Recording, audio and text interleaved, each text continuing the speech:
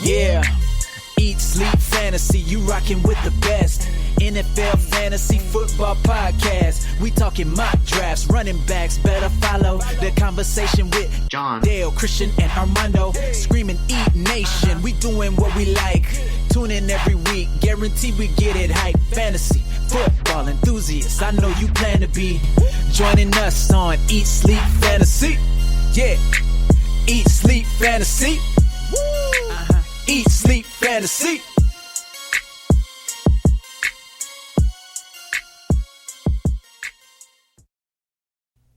All right, everyone, welcome back to another episode of the Eat Sleep Fantasy Football Podcast, also known as the Pickled Pizza of Fantasy Football Podcasts.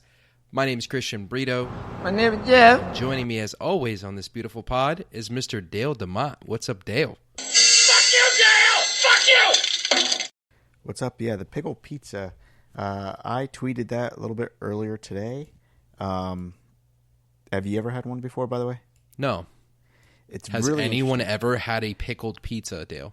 Well, this is a weird thing. I thought it was like a really new and inventive thing, but after tweeting about it, it seems like a lot of people have tried it, especially on like a cheeseburger pizza, like Yes. bacon cheeseburger with pickles different. on it. That's a cheeseburger pizza. Yeah, not but it a had pickles not on like you tweeted, which was a cheese pizza Yeah, with pickles on it. You It had a white pickled sauce, pizza. It had white sauce, garlic, and then pickles, and then like drizzled with ranch. Very good. I'm not a huge pickle person, especially, and I'm not lying. I think I told you this before. After you made me drink the pickled milkshake, what was that, 2 years ago? I have not been able to eat pickles the same, and that's the God honest truth. And but this wasn't bad. It wasn't bad. Not I bad? still think of the pickled milkshake every single time, though. Dale has said that this is going to be the best episode we've ever done. I feel it. He told me that as my motivation for this episode. This is literally words right out of Dale's fucking mouth. Hey man, let's do the best episode we've ever done. I asked him why he said that. He's like, man, I figured maybe you could use the motivation. And then we start the episode with pickled pizza.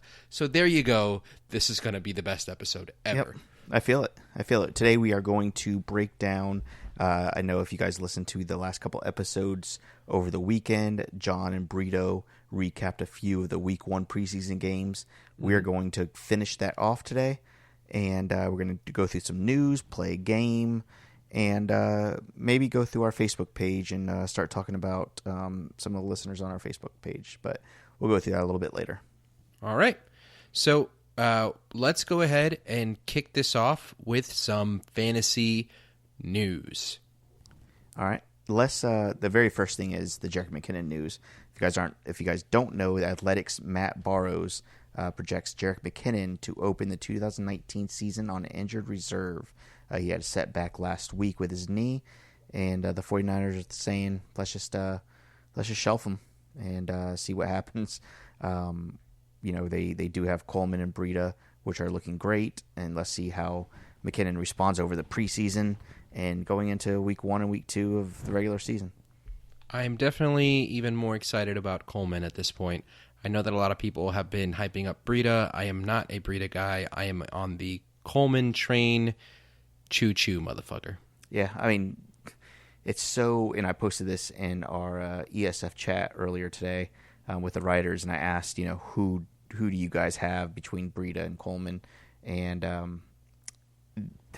the only reason I'm not really sure which side to go yet. It's all speculation, and hypotheticals right now. It's just where's your gut?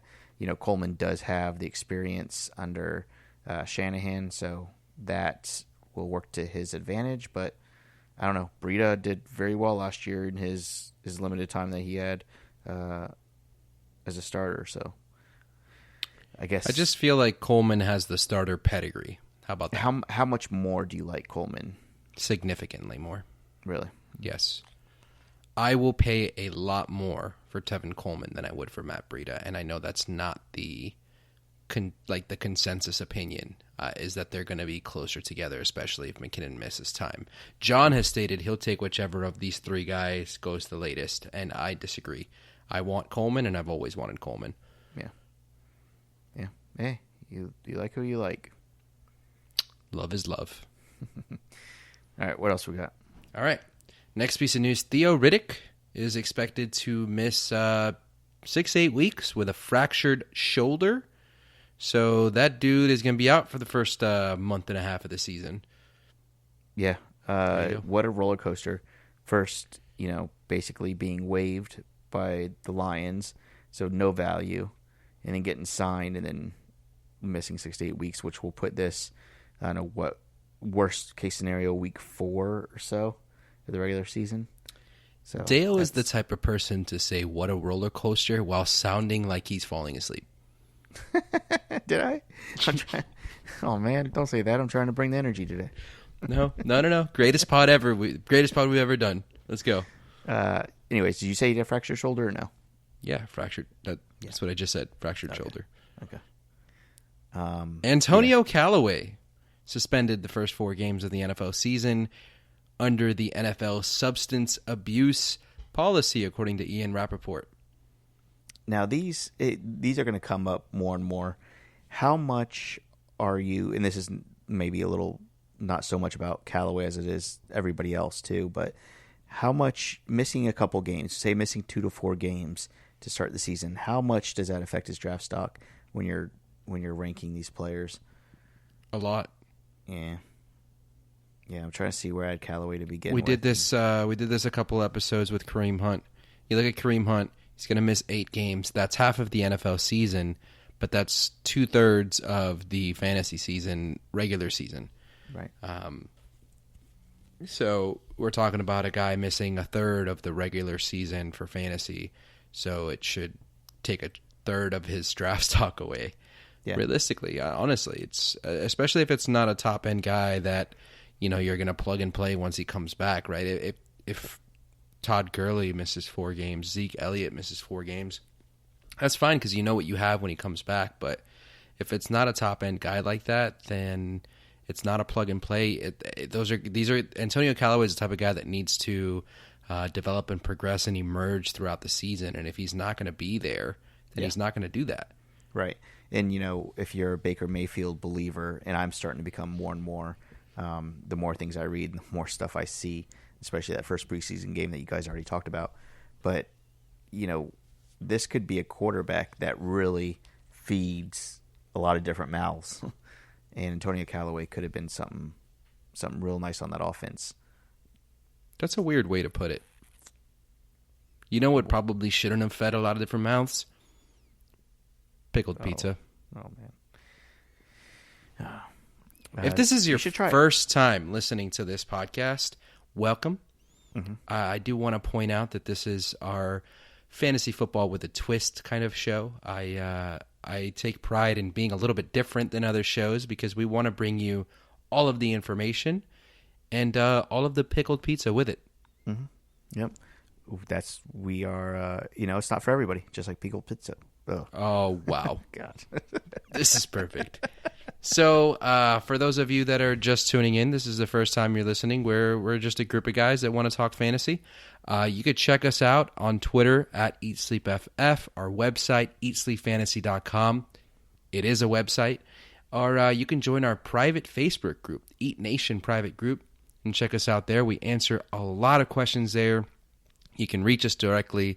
You could slide into our DMs. You can call me in 2 a.m. on Facebook Messenger like Carl does.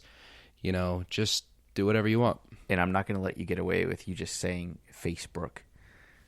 Did I say that? Yep. I had a mouthful of saliva.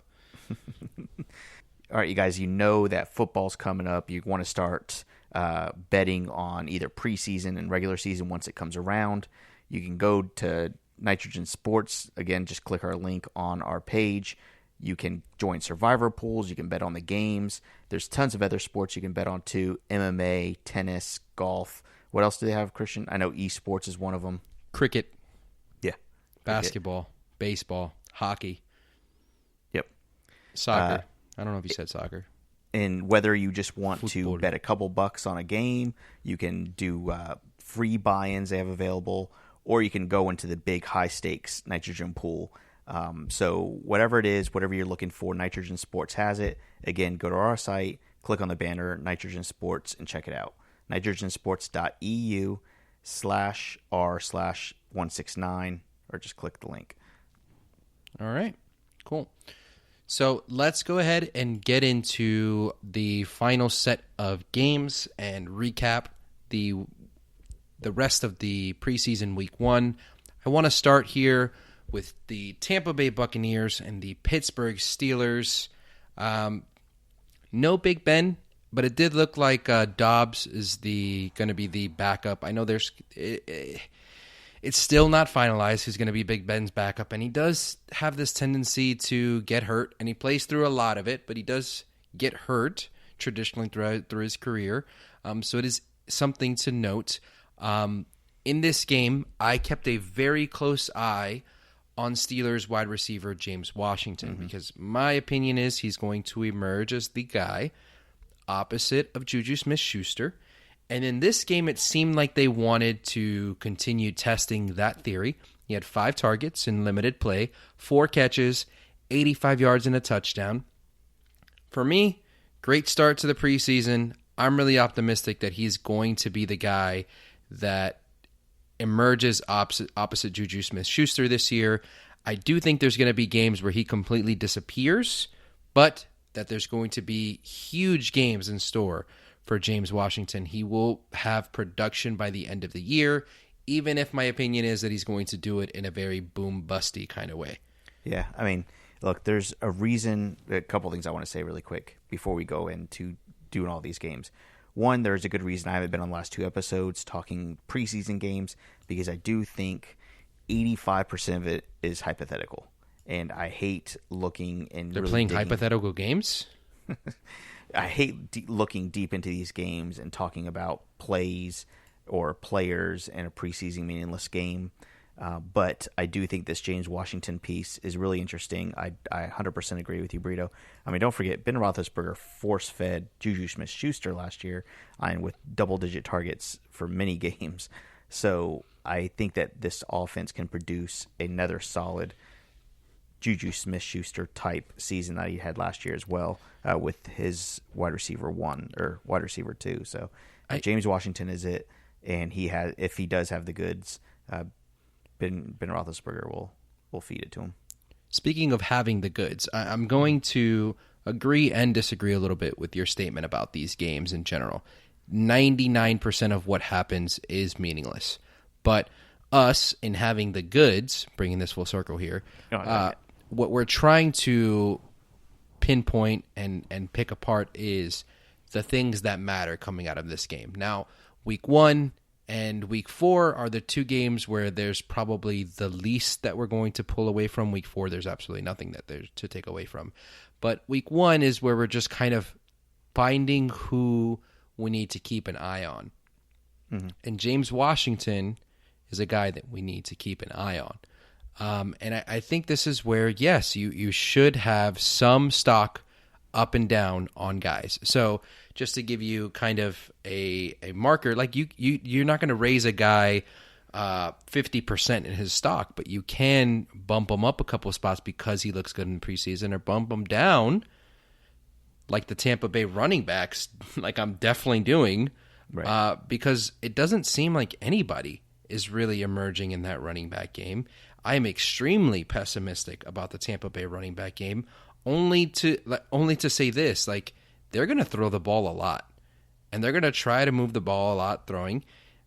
Winston actually looks competent, and in that one touchdown drive that they had, he found Chris Godwin for a touchdown, and they both looked good. Chris Godwin is a guy who I, had just okay feelings about for this year, but if I continue to see things like I did this week for him, he is a guy that I will move up a little bit. Yep, and with that one touchdown, Chris Godwin and Bashard Perriman, each had two targets out of Winston's 6 that he threw on his one possession. So, if that means anything to you, yeah. All right, let's move on to Minnesota and New Orleans. Minnesota, their starters seem to move the ball really well. No Dalvin Cook in this game, but we did get to see a pretty extensive look at the third-round rookie Alexander Madison. I think that Madison is, to me, at this point, the pretty clear-cut handcuff. He did it. He wasn't as productive as some of the other guys filling in and playing this game, but he did have the early receiving touchdown. He was serviceable, and it looks like he's going to be the real handcuff to Dalvin Cook. Do you agree? Yeah, no, I 100% agree. And I love him really super late in drafts, especially when you draft Dalvin Cook. I think he's a pretty important handcuff to have. I do want to note, speaking of Madison, and running backs, Vikings combined for over 200 yards on 8.5 yards per carry. So that's I think the Vikings are ready to run the ball this year. Even Amir Abdullah looked good. I mean, that's how well the Vikings are going to run the ball this year. So, let's talk a little bit more about the Vikings. I have one more little thing. Only one catch, one target, but it seemed right off the bat, Adam Thielen, 34-yard catch. I don't feel like he's going to go away this year. And people are lower on him because of how he faded the second half of last year. But I don't think the expectation ever was for him to do what he did the first half of last year.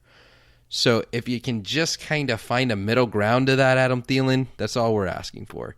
And I think that's very realistic, is that middle ground between what we saw at the beginning of the season and what we saw the second half. Yeah.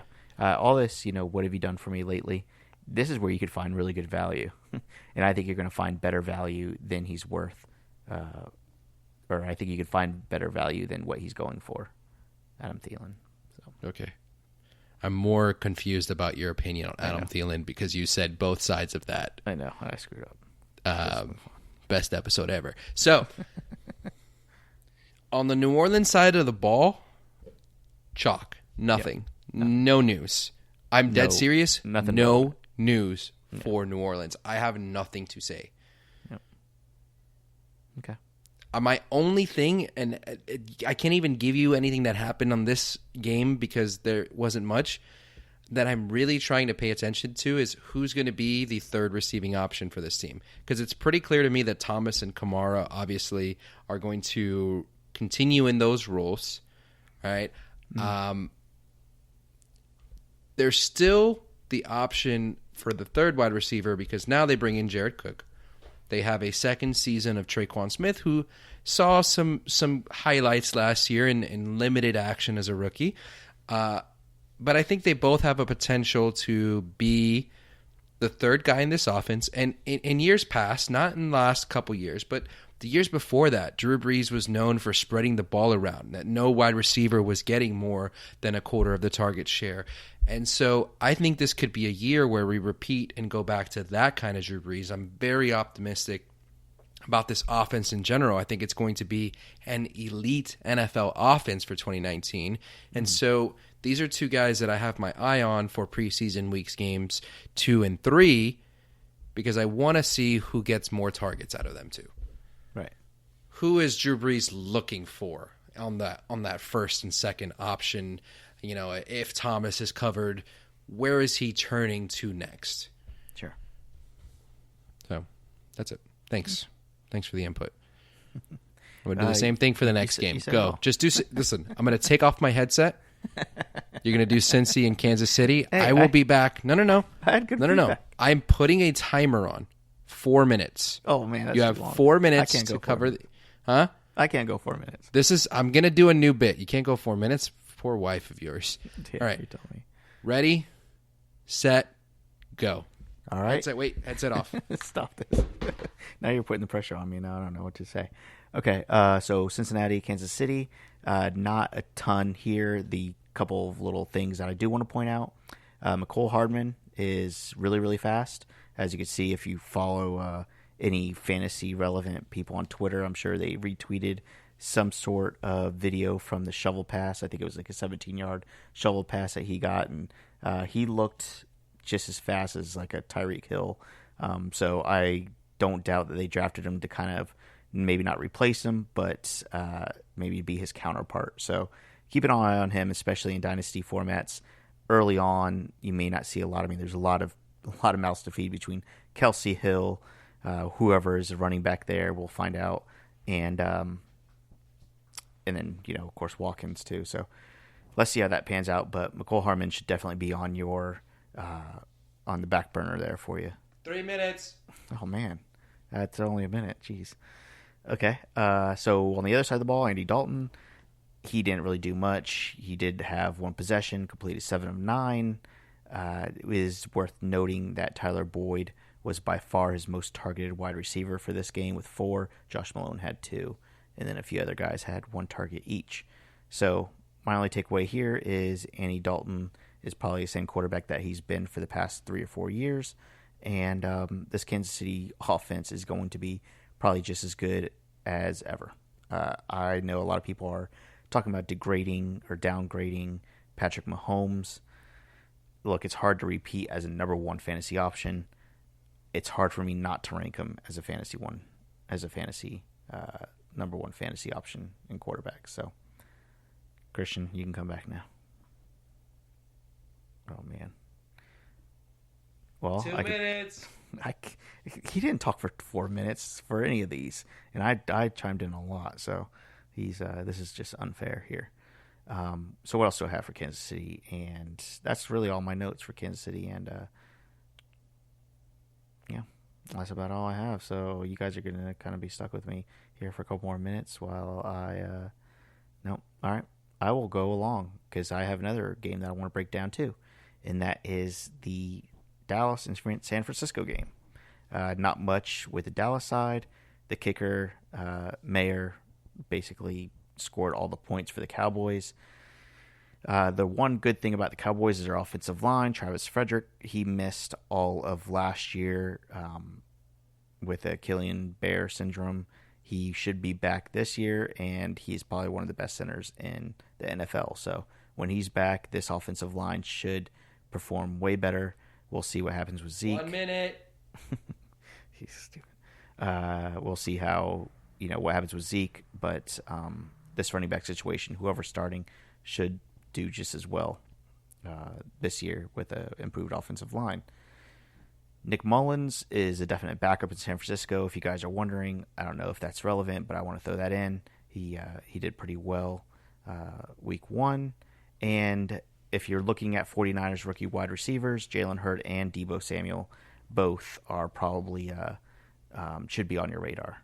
Both very fast, very physical. So you should be keep an eye on these 2 rookie wide receivers. I know John's going to have a lot more on them. If you're interested, make sure you hit up John at JL_Chapman, and he'll tell you all about what to watch for these 2 rookies, especially with the news that Trent Taylor had to have surgery to fix a broken toe. He will probably miss all of the preseason. So, All right, so we're back. Los Angeles and Oakland. All right, hey, so wait, I'm not done yet. It doesn't matter. Trent Taylor. Well, I'm in the middle of talking about Trent Taylor. Why are you not talking about Cincy and Kansas City? You should have had your headphones on. You would know. I took a sharp left. Did you talk about Cincy and Kansas City? Yes. You did not talk 4 minutes about any of these teams, and you want me to talk 4 minutes. Anyways, don't say guy. Listen. So we're talking about LA and Oakland now. Hurd did catch 2 touchdown passes. Actually, LA and LA. Filling in for Taylor. I need to stop saying Oakland. I still do like Trent Taylor. I think he could have a very solid part in this offense if the offense clicks like people are hoping they will. So, but Hurd is good. When do I get to talk now? Because I gave you 4 minutes, man. Okay, you go. All right, the Raiders and the Rams. This was the worst preseason game of all the games. Okay. Oh, this is how you stretch out 4 minutes. Really Yeah. long So, pauses.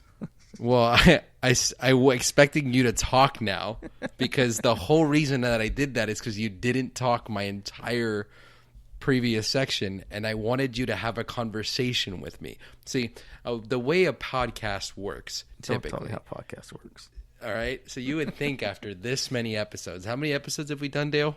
I think this is 276. Okay, so after 276 episodes, you would think that we would have some sort of like way that we're communicating more effectively. This is 279, by the way. Way more effective communication, back and forth. So, some real dynamic between us. No, you let me talk for 4 minutes, and then when I said okay, you're like, okay. Over that one thing, because I told you I don't like these hypotheticals, and you're going on and on about the Saints' backup quarterback. It's like, let's go. Come on. I never talked about the Saints' backup quarterback. See, I lost track. I wasn't even I listening. never mentioned Teddy Bridgewater once. One of my favorite backups in the league. Did have this conversation with John, though. Okay. All right. So, the Rams in Oakland, 14-3. That's more points than I honestly expected them to score in this game because it was brutal. The Rams decided they weren't going to start anybody. And then the Raiders said, you know what? We're going to start even less people that are meaningful. So no huge takeaways from this game. Mike Glennon looked even worse than Nathan Peterman. Nathan Peterman actually looked like a competent NFL quarterback. And the best play of the game was probably him scrambling. So that's my entire fucking highlight for Oakland. For the Rams side of the ball, rookie Darryl Henderson, somewhat crappy debut. 6 rushes, 13 yards, not great. 1 catch for -5 yards. I think there's going to be better days ahead. But I do believe Todd Gurley is going to be fine and healthy. But I want to keep mentioning Darryl Henderson because I don't think that the reports of Gurley's workload being reduced are false. I think that's exactly what's going to happen this year is they want to keep Gurley healthy for a potential Super Bowl run. They don't want him to miss the Super Bowl. So Gurley's workload is definitely going to be lessened this year. And while I still think he's going to be great, I still think he's going to put up RB1 numbers.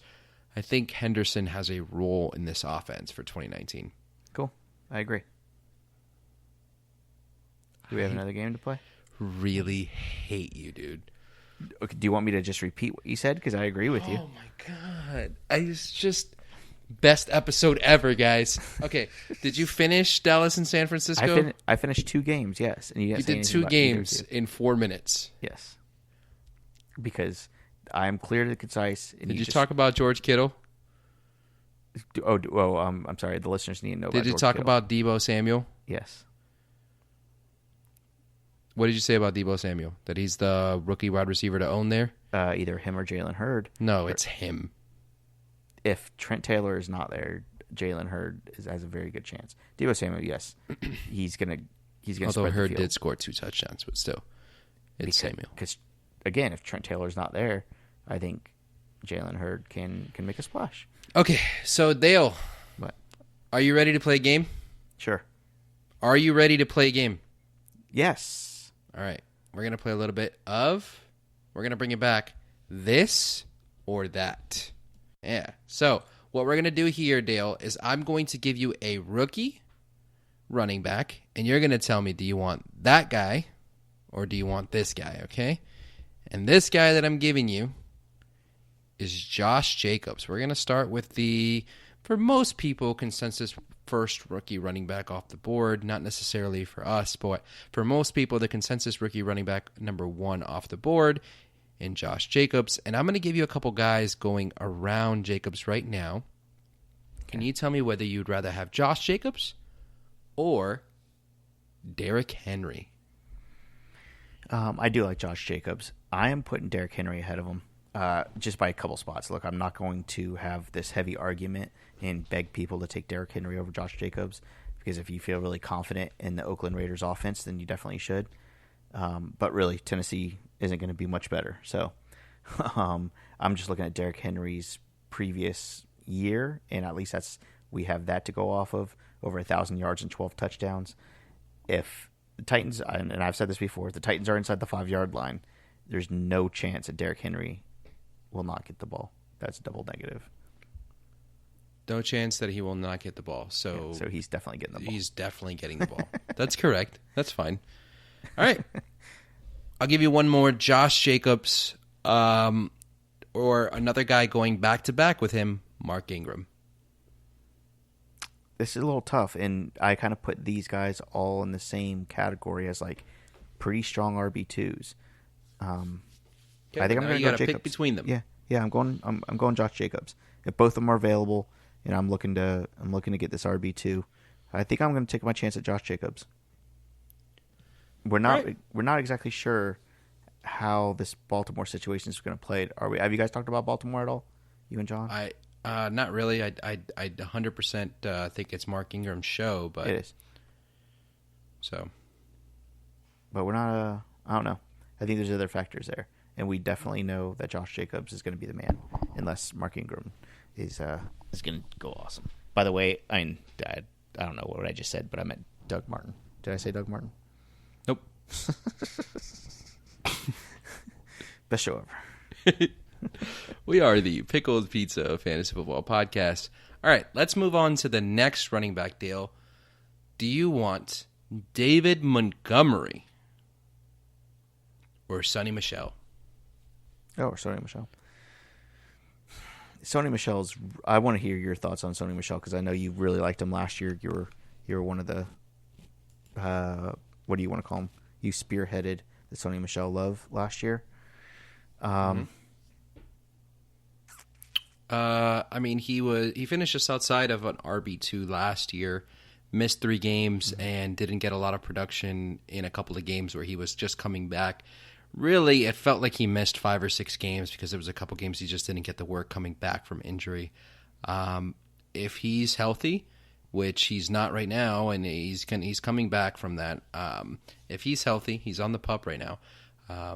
I think he's going to be ready for game 1, and if he is, that offense is going to run like we've never seen New England do before. Yeah. That's my opinion of New England offense. And they might run in the sense that some of their passes may be more like runs. They'll be behind the line of scrimmage or a yard or 2 in front of it, and that won't be Michel. That'll be one of the other 4 running backs on the roster at that point. But I think Michel will be the first and second down running back for most of the season. And that's not to say he can't catch the ball. He's extremely talented in that regard as well. They just have great pass catchers. And I think he's due for a RB2 value with RB1 upside if everything were to crack and fall the right way. But listen, I'm going to give you a scenario, and you tell me if this is a cop-out or not. If I'm getting a running back and my options are Sonny Michel and David Montgomery, and I already have a running back, I'm going David Montgomery. I'm taking a chance on the upside of David Montgomery.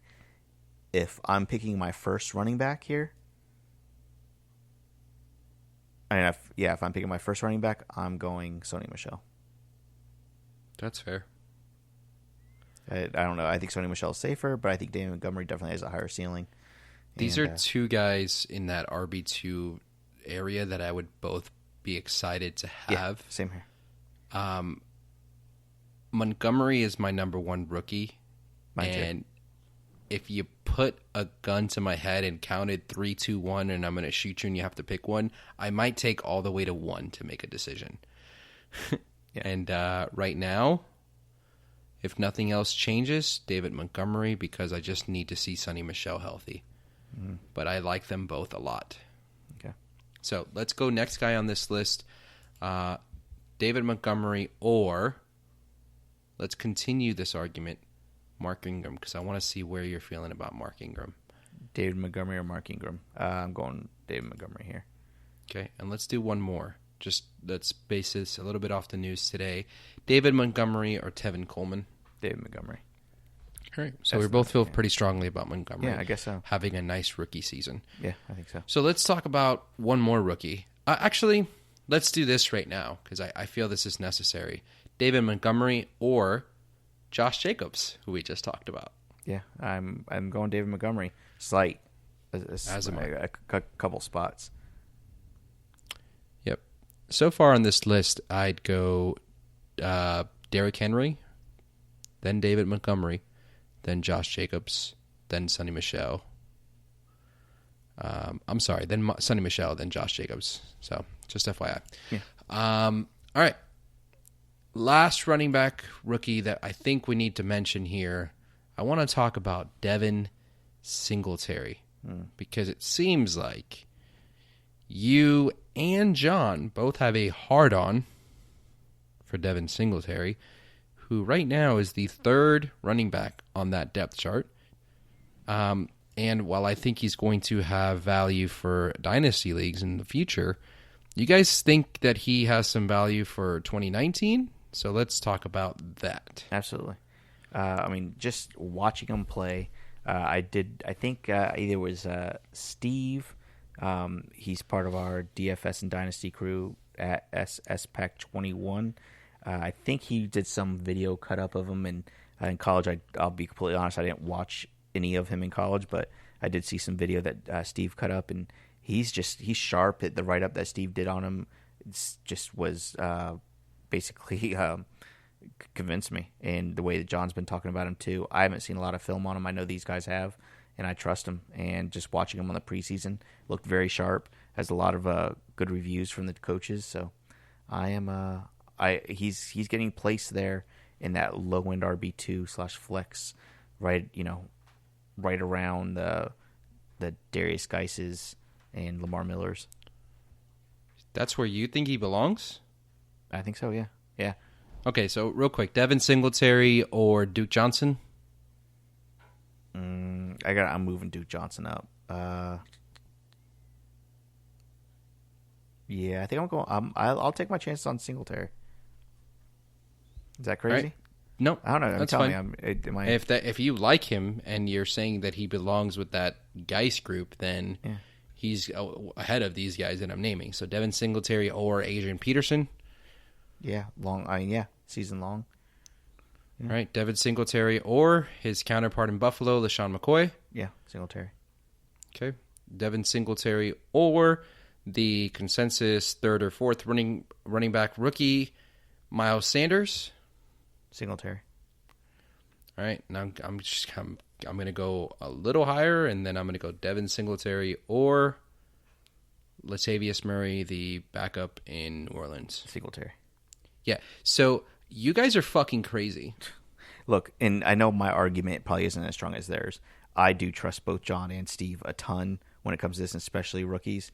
And I will read and watch everything I can to make my own, form my own opinion if I like guys or not. And what I've read and watched from them convinced me. So okay. I am, and of course the preseason, week one, he seemed to be looking pretty sharp too. So I get that the two guys in front of him are ancient, but as long as LaShawn McCoy's not cut, which they might still do to save themselves money. Absolutely, yeah.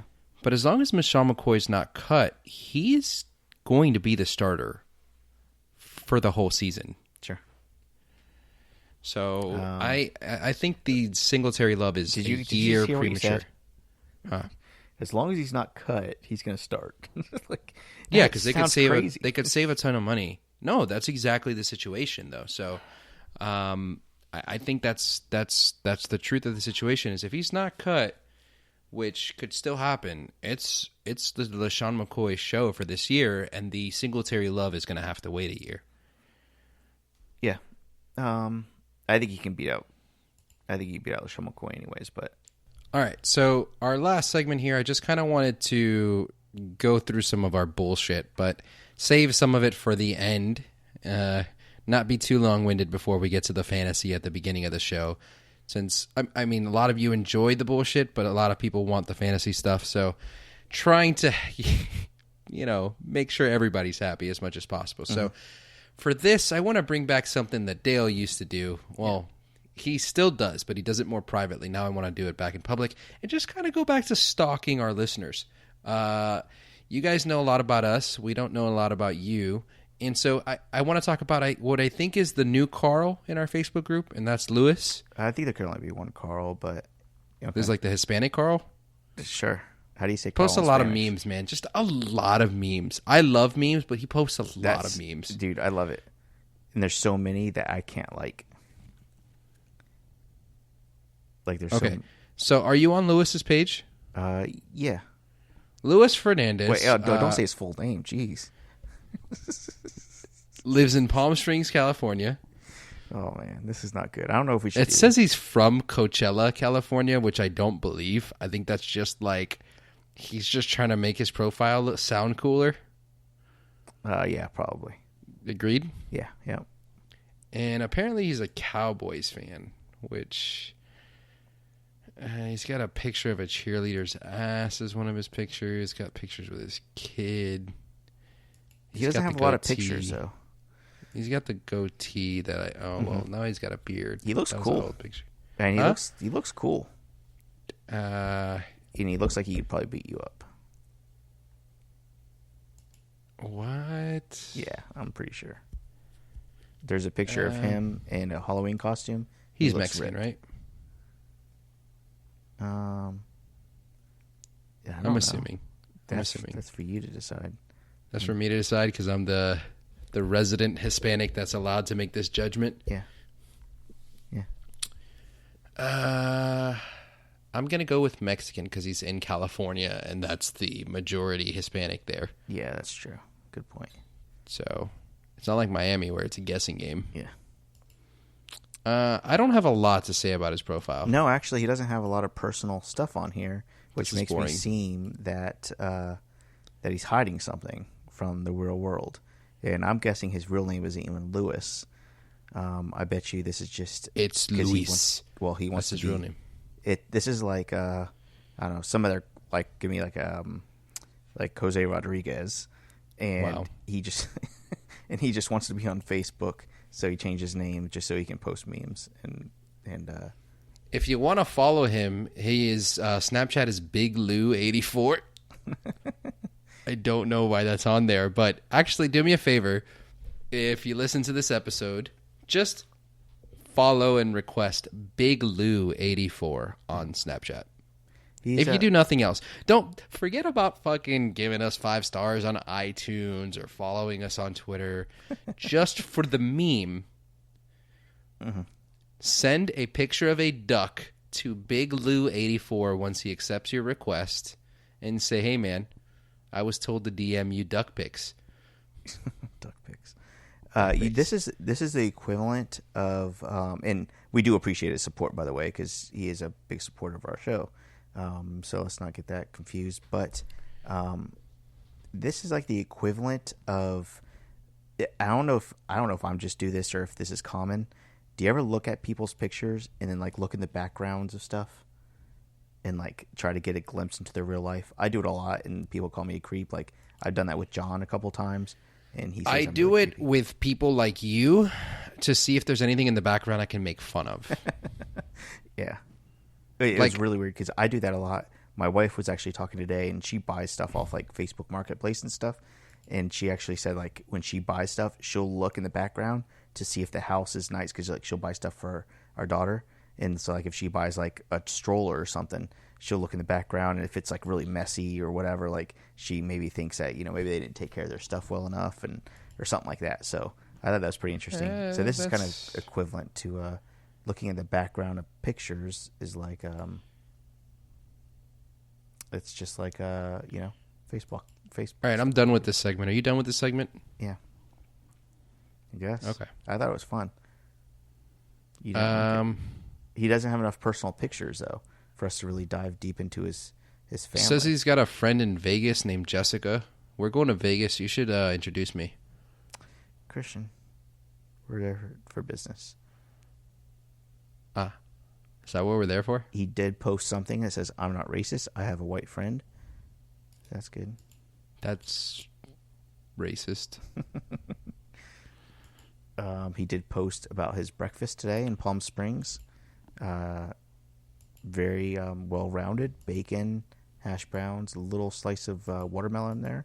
You think he wants to join us in Vegas? Ask Oh him. my God. And introduce us to Jessica? We start. You don't even know this person. I do not. I'm saying I want to. Well, if he's listening, he can reach out to you and let you know what's up. All right, cool. All right, so that'll do it for this show. Best show ever, Pickled Pizza. I think we fell a little short of best show ever, and we'll try again on the next one. See ya. Oh, for Christian Brito, my name is Dale. Whatever. Whatever. Yeah. Eat, Sleep, Fantasy, you rockin' with the best. NFL Fantasy Football Podcast. We talking mock drafts, running backs, better follow the conversation with John, Dale, Christian, and Armando. Screaming Eat Nation, we doing what we like.